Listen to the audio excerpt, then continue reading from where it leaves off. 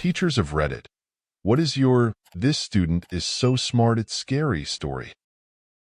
I had a student ask for an extension on their paper because they were representing our nation in the World Science Festival. They came in third, and the paper was an A+. We had a 4-year-old in preschool. He was sitting under the table writing down numbers for a long time. He had no time to talk to us. When he came out and we looked at what he had been doing, he said he wrote down all the multiplications. It turns out his brother in 5th grade was learning the multiplication table, and this little brother really wanted to do the same, but did not have a multiplication table. He counted on his fingers to add each column and got the table right. A few days later, he knew multiplication. He would also comment on dates. If someone told they had their birthday on June 12th, he would say that is in 184 days almost immediately. On an excursion, we passed some statues with birth and death dates, and he would casually sum up. He was 78 years and 110 days old. She was born 33 years and 120 days before him, etc. I think he was maybe more focused and willing to understand than necessarily so smart. Edit. Since got some traction. This kid is really the whole package. He is enthusiastic about everything. Gymnastics, science, art, math. Not at all to compete, just because it is what he likes. Other kids just follow him, and he is the off in the center, and he is kind and nice. Never seen him push, hassle, or brag. Just enjoys taking in all facets of life. I just wanted to show him I could see who he was. I treated him as an adult in conversations and feedback. He was of course childish in many ways, but behind the noise of childishness was a wise soul I wanted to know and encourage. I was doing a 500-piece puzzle with some kids. I was a preschool teacher. We finished the puzzle, except for one piece, which was nowhere to be found. Kid comes and takes one look at the puzzle on the table, says, "Oh, are you missing that? I know where it is." Reaches into another completely different 500-piece puzzle, rummages for like 10 seconds, pulls the piece out, fits it in. I asked him how he knew it was there. He said he had done the other puzzle for a bit and noticed it. I asked him how long ago. Christmas, he says. It was February at the time. Kid was maybe 5 at the time. Might be more memory than intelligence, but that was crazy to see. Such a great kid, in somewhat dire circumstance. I hope he's gotten all the opportunities he deserved. I was a student teacher at the time completing my education degree. I taught 8th grade. There was this one girl who was your typical edgy, angsty 13-year-old who was too cool for everything. When we went through our poetry unit, we gave a project in which the kids had to write their own freeform poem and put it to some sort of video or slideshow. This girl wrote a poem about how the United States education system as it is stifles creativity and destroys students' joy of learning. I always remember this one line from her poem. I learned more from an evening watching Hamilton on stage than an entire year in a United States history class. The video was your typical angsty black and white shots of her friends standing solemnly in front of or behind chain-link fences and signs that say, "No trespassing." The next day, she showed up with a gigantic biography of Alexander Hamilton. It was bigger than most Bibles.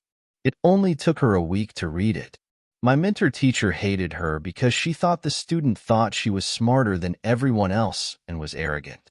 Maybe she did think that. Maybe she thought we were annoying simpletons. But I just thought she was dope as fuck. This kid didn't particularly like or dislike me, hated my mentor teacher, and disliked anyone except a couple friends. She was sassy. She was smart. She had a finely tuned bullshit meter. She had a huge vocabulary and an obvious love of learning. She'd grill out book after book. And where my mentor teacher saw arrogance in her poem project, I just saw a girl who was desperately bored and was asking for a challenge. I tried my best to give her extra, more challenging options in the future for her assignments. She never said anything to me, but I got the feeling she appreciated it. Or I hope she did. In brief, Me massage instructor. Most students bad. Most therapists bad. One student's so good I feel insecure. But seriously, read the post, it's better. I am an instructor at a massage school. The director has, for quite a long time, been in the twilight of his career. In other words, he's doing a piss-poor job where he used to be incredible. One of my jobs is to do an assessment of students where they massage me. I judge them subjectively and then give advice and correct mistakes.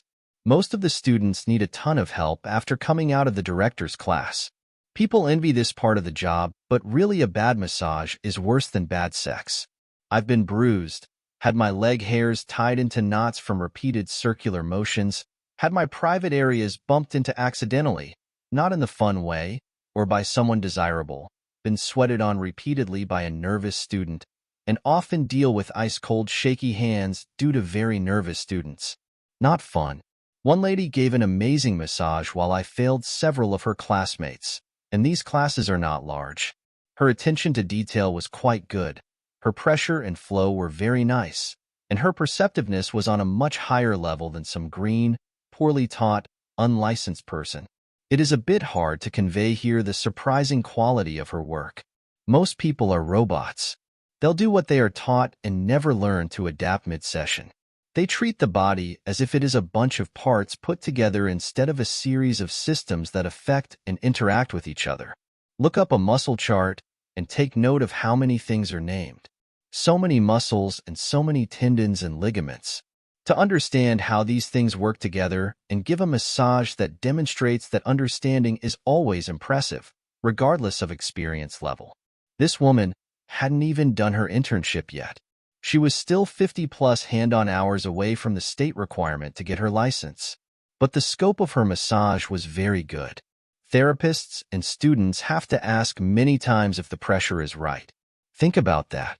The level of pressure is one of the most fundamental traits of a successful massage. While clients are infinite in their variety, intuition and experience can come together with just a moderate amount of experience to make your pressure judgment pretty accurate. So when I meet therapists with more experience than myself who still do the standard, ask about pressure 3 times in the first 10 to 15 minutes, I want to scream. These people are not paying attention while they work.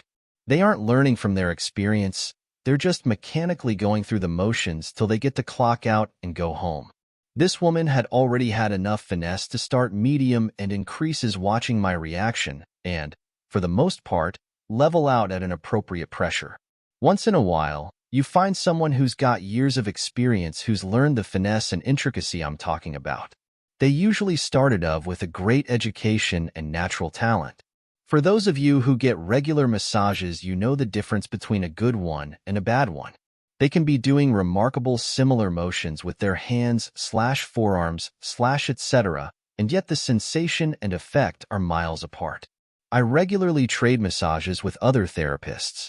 Most of the time they tell me they feel like they're getting the better end of the deal. Usually they have much less experience though. Not trying to brag. It's just that I got a great education, have years of experience, and have the benefit of having taught as well. Teaching a subject can really improve your command of both basic and subtle aspects. Occasionally I find someone I like more than most, and I'll stick with them as long as our schedules continue to match up. I've only had a handful of massages in my life better than her exam. I corrected a few things and asked if she'd like to trade some time. During the first 10 or so trades, she paid attention to what I do and learned more. She would try to mimic me, and if she didn't feel like she had it right, she'd flat out ask. I still trade with her, and there's no replacement. She's got maybe 2 years of experience at this point, to my 10. I don't ever have to stop and correct or modify what she does. If I went out of town and referred my clients to her, I'd be afraid I might lose some. She's technically skilled, a natural caretaker, and very perceptive to what's going on under her hands. I live in a big city with a very large population and have seen hundreds of therapists work. Cringed at most of them. I know there's always someone better. Getting cocky is a bad thing. It's unhealthy and stunts growth. But I don't know if I've ever met someone here who I felt I could surely say, yup, that therapist is better than me. This lady has skills that make me feel a bit threatened. The only reason she ever has to ask me something is simple numbers. Having given thousands of massages, there are things I've encountered she just hasn't. But it's very rare these days for her to have any questions.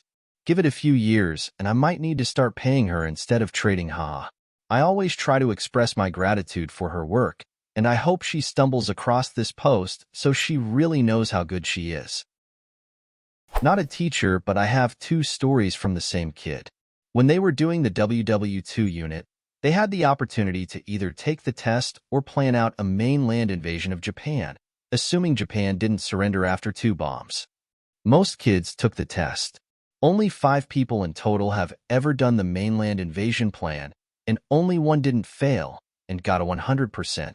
This kid did all of the requirements, like listing all of the troops and equipment and vehicles that each country had at the time, which was pretty much the only requirement of the paper except writing the actual plan.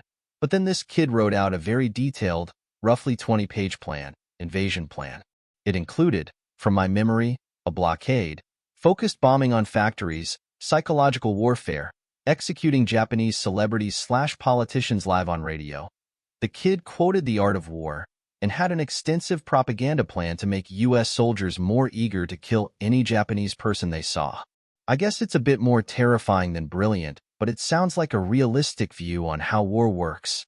This kid goes into 10th grade history, and we were covering how the Senate works, and they were doing a mock Senate, and they formed committees, and it's kind of complicated, but they were set up in an exercise where they had 15 minutes to vote on a budget, and if they didn't come to a majority vote in 15 minutes, or if the budget of your committee was cut, or if you did something that would piss off your constituents, then you lost credit for the entire exercise. The students weren't actually going to lose credit, but it was designed so that they were going to stall for 15 minutes, with this tremendous amount of pressure to succeed, and they would freak out and think they lost points. And the lesson would be, this is why being a senator is hard as fuck and politics isn't easy. It was essentially a Kobayashi Maru test, to see how the kids deal with being between a rock and a hard place. That was the idea anyhow. After about 3 minutes of discussion, this kid makes a movement to speak with the rest of the mock Senate and essentially says, listen, pull yourself out of the role play for a second. None of this is about the issues that we are talking about here. What we care about is points. We want credit for this. So we need to make a plan to save our asses. Here's what I've got. And he essentially lays out that we can slash the entire budget from 2 of the existing committees. Then only they lose points, and everyone else is saved. How do we choose between the 2 committees? Well, naturally, we pick the one with less people in it, then. Not as many people lose points. It's worth mentioning that this kid was on the committee that could have been slashed, but his committee had more people. And so he proposed a vote to wreck the budget of this one committee. It was debated. The committee in question was pissed. It won a vote. Everyone was for it except the committee. Exercise was over in 5 minutes flat. The teacher was understandably upset that someone fucked up his Kobayashi Maru test. I believe the word Machiavellian was thrown at the kid a few times. I'm not sure what that kid is doing today, but it's probably politics. And this is the end of today's video. I hope you liked it, and don't forget to comment an anecdote or experience similar to the topic of the video. Leave your like, share if you like the video, and lastly, don't forget to activate the little bell so you don't miss any of our daily videos. Bye-bye.